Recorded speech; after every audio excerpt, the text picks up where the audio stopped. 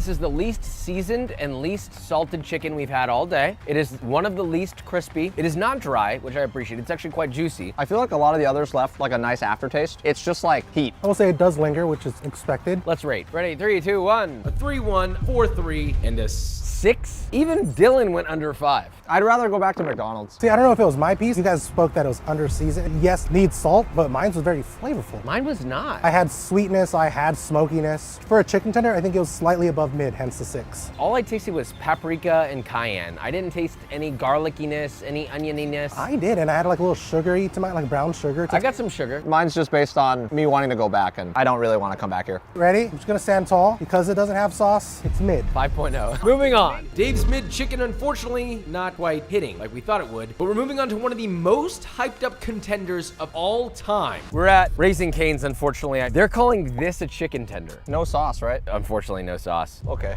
Cheers.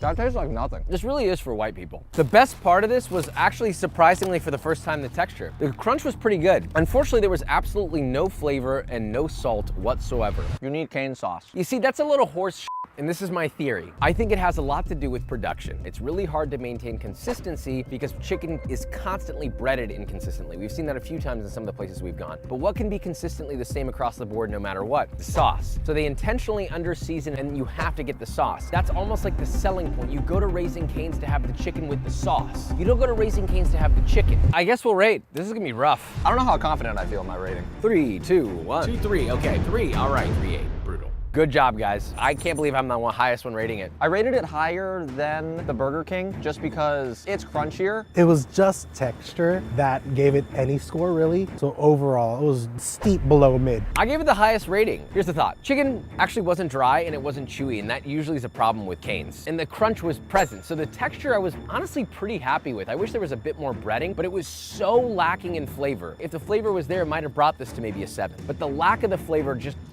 brings it to a 3.8. Moving on. Who would have thought to have the best fast food fried chicken in America, you'd actually need good chicken?